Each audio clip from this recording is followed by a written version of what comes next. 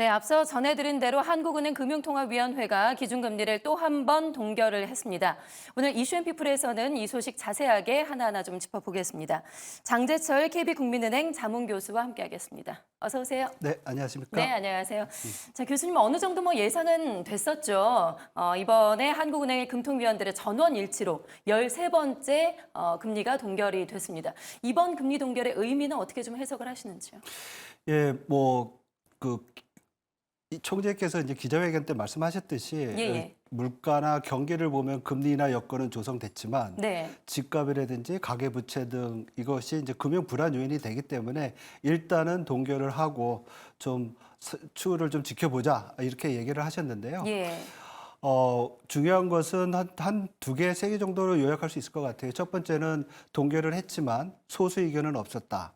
그렇지만 3개월 내에 금리를 인하할 것이라는 어떻게 보면 금통위원들 6명 예. 중에서 4명이 포워드 가이던스로 다음 회에서는 좀 내렸으면 좋겠다는 의사를 표시했다는 겁니다. 그래서 네, 지난번엔 4명이었는데 2명이었는데 4명으로 그렇죠. 늘은 이번에 거죠. 4명으로 늘었는데 예.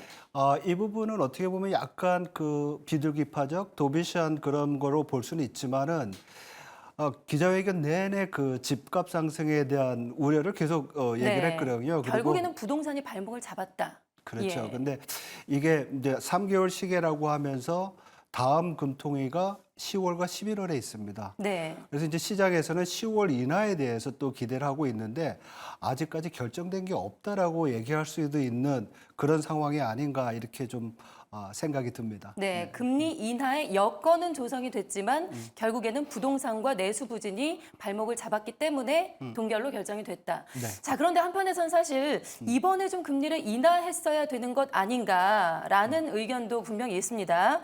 지난달에 KDI에서도 금통위에서 금리 인하 시기를 놓쳤다라고 지적을 상당히 세게 했고요. 그리고 오늘 대통령실에서도 금리 동결이 조금 아쉽다라는 입장도 나왔어요. 이 부분은 좀 어떻게 보시는지? 그러니까 한국은행이 한국은행법에 따르면 한국은행의 목표는 인플레이션 안정입니다. 근데 인플레이션이 지금 상당 수준으로 내려와 있기 때문에 현재 통화정책 기조가 긴축적이라고 하면 말씀하신 대로 총재께서 말씀하신 대로 금리 인하를 해야 되겠죠. 예, 예.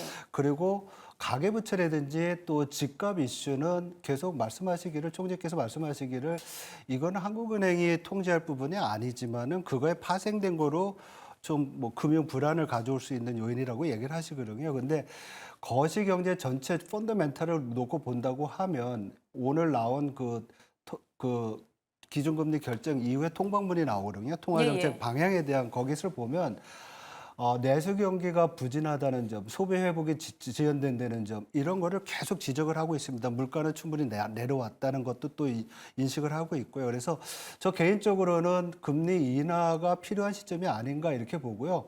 오히려 집값이나 가계부채 이런 부분들은 정부가 지금 발표를 한 공급 문제라든지 공급 확대라든지 아니면 거시 건전성 이슈를 더 강화하면서 해결해야 되지 않나 이렇게 보고 있습니다. 왜냐하면 내수 부분의 부진이 경제 성장률이 올해 2.4%로 잠재 성장률을 높다고 하지만은 우리가 적정 수준 레벨의 경제 활동보다는 아직 밑에 있거든요. 예. 소비와 투자가 부진하기 때문에 이런 부분들이 좀 부양을 해야 될 필요가 있을 거라고 생각을 합니다. 그런 면에서는 저 개인적으로는 좀 금리 인하가 늦어지고 있는 게 아니냐 예. 이런 생각을 합니다. 예, 금리 인하 쪽에 또 교수님께서도 무게감을 두고 계시는군요. 그렇죠. 예. 예, 예. 그런데 사실 이번에 한국은행에서 부동산에 대해서 이야기를 했단 말이에요. 이제 한국은행의 금통위가 앞으로 이제 10월에 있고 11월에 또 한 차례가 있습니다. 부동산을 염두에 뒀다면 10월에 금리 인하는 글쎄요, 가능할까요? 언제쯤 시기는 좀 예상을 하세요? 예, 진짜 중요한 질문 하신 겁니다. 그러니까 예. 지금도 집값이 이제 올라가고 있는 상황이고, 그리고 국민은행의 월별 주택 가격 상승률을 보면 서울은 벌써 이제 높은 7월 달에 전월 대비 0.4% 상승했어요. 그리고 예. 전국 집값도 계속 이제 전년 동월 대비 마이너스를 하다가 플랫하게 왔어요. 자, 지난 7월이랑 같은 수준이라는 네. 거죠. 근데 이게 상승 추세예요. 근데 그러니까요. 이게 과연 정부의 공급 대책 좀 장기적인 거죠. 그리고 DSR 스트레스 DSR이나 이런 조치로 한두 달 사이에 확 죽을까? 그러니까 이게 잡힐 것이냐. 그래서 재밌는 거는 이제 오늘 기자회견 때 한 기자가 물어봤어요. 그러면 집값 잡으려면 금리 올려야 되는 거 아니냐? 예. 그러니까 한국은행 입장에서는 지금 매크로 펀더멘털에서 경기 부진에 더 신경을 써야 될까 아니면 금융 안정이냐. 근데 지금 금융 안정에 더 큰 방점을 찍었는데 이게 만약에 안 바뀐다 그러면 올해 내 금리 인하를 안 할 수도 있다라는 또 결론에 도달할 수 있거든요. 네. 그래서 경제 전체로 놓고 보면 좀 어려운 상황 아닌가 이렇게 봅니다. 네, 어떤 결정이 나오게 될지 좀 한국은행의 고민이 상당히 깊어질 것 같습니다. 자, 그리고 우리 한국은행이 금리 결정을 하는 데 있어서 또 미국의 영향을 받지 않을 수가 없겠죠. 자, 미국 연준의 9월 금리 인하는 뭐 거의 기정사실화가 지금 돼가는 것 같습니다. 대신 이제 금리 인하 폭이 얼마나 될 것이냐, 25bp냐, 50bp냐, 그리고 연내는 또 얼마나 또 내릴 것이냐, 이 부분이 관건인데 미국은 또 어떻게 좀 전망을 하시는지요? 미국이 그 지난 금리 인하 사이클에서 소위 말해서 B컷 50bp 이상의 금리를 인하했던 적은 9.11 예. 그리고 서브프라임 모기지 사태가 났을 때, 그러니까 경제 위기나 아니면 굉장히 시급한 어떤 금리 인하가 필요할 때인데 지금 과연 미국 경제가 그런 상황이냐? 그렇지 않다고 생각이 들거든요. 물론 8월 달에 그 8월 초에 있었던 7월 소비자 실업률이 상당히 높이 올라가면서 노동시장에 대한 불안은 컸지만 여전히 노동시장 데이터들은 좀 경기 침체를 시사하지는 않고 있어요. 그래서 요번에 9월 달에 금리 인하는 베이비 스텝 뭐 보통의 25bp로 내릴 거로 생각을 하고 있고요. 그렇지만 여러 가지 경제 지표들이 상반기보다는 하반기가 좀 부진하다는 점에서 올해 3번 정도 75bp 좀 내리고요. 예. 내년 말까지 지금 5.5%인데 내년 말엔 3.5%까지 내리지 않을까, 200bp 정도 내릴 거로 생각을 하고 있습니다. 예, 시작은 일단 25bp로 하고 3번 정도 내릴 것이다. 그런데 11월에 또 대선이 있잖아요. 네. 정치적인 영향은 또 없을까요? 변수가 되진 않을까요? 뭐 중앙은행 당사자들은 뭐 한국도 그렇고 미국도 그렇고 통화 정책은 정치와 좀 독립적으로 한다 이런 예. 얘기를 하지만은 제일 중요한 건 그런 것 같아요. 지금 뭐 대선이 있지만은 대선의 불확실성은 경제 불확실성보다 더 큰 것 같아요. 그러니까 그렇죠. 어떻게 방향을 거기다 놓고서는 결정 못할 것 같아서 예. 일단은 중요한 변수를 안 놓고 저는 생각을 하고 있습니다. 네. 자, 그렇다면 한국 시간으로 이제 내일이죠. 23일 밤입니다. 파월 연준 의장의 잭슨홀 미팅에서 어떤 메시지가 나올지 이 발언에서 아마 앞으로 미국의 금리 향방의 힌트가 좀 나올 수 있을 것 같은데 어떤 발언을 우리가 좀 주목해서 봐야 되고 어떻게 염두에 둬야 될까요? 일단 7월 의사록이 오늘 새벽에 나왔잖아요. 예. 거기서 보면 많은 그 연준 의원들이 9월 금리 인하에 대해서 거의 동의를 하고 있습니다. 그리고 일부 의원들이 노동시장의 그 둔화에 대해서 걱정을 했는데 그게 8월 달에 이제 나타났고요. 그런 현상들이. 그런 의미에서 아마도 연준 의장은 파월 의장은 9월 달 인하에 대한 가능성을 굉장히 높게 얘기하면서 좀 뭐라 그럴까요? 앞으로 경제를 볼 때 인플레이션보다는 고용 시장을 더 많이 보겠다는 예. 그런 메시지를 보일 가능성도 있고요.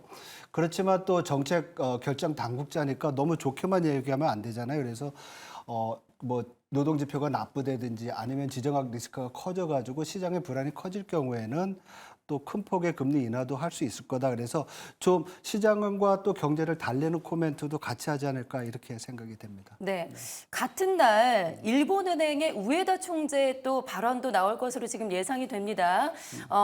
제롬 파월 연준 의장의 메시지도 상당히 중요하지만 최근에 엔캐리 트레이드 청산 이야기가 있었기 때문에 이 부분 때문에 또 전 세계 금융시장이 상당히 출렁였잖아요. 우에다 총재 발언은 또 어떤 메시지가 나올까? 이 부분에도 우리가 주목을 안 할 수가 없는데요. 예, 뭐 엔캐리 트레이드가 청산이 되면서 엔화가 달러화에 대해서 굉장히 강해졌잖아요. 그랬더니 예. 또 일본 중앙은행의 부총재인가요? 나와가지고 좀 되돌리는 얘기를 좀 했는데 기저적으로 일본 경제가 2분기 경제 성장률이 전기 대비 0.8%로 굉장히 높았어요. 생각보다 높고.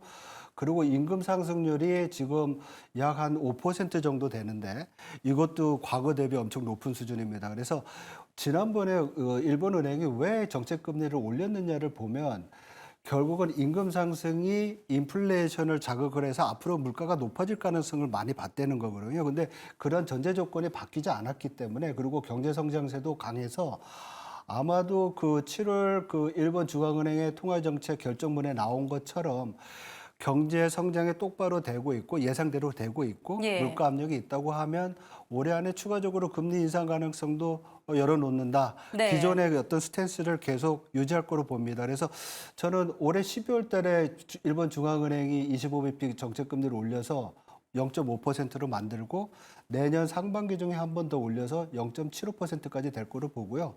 이렇게 되면 엔화가 지금보다 좀 더 강해지겠죠. 네, 알겠습니다. 오늘 말씀 여기까지 듣도록 하겠습니다. 지금까지 장재청 KB국민은행 자문교수와 함께 이야기를 나눠봤습니다. 고맙습니다. 네.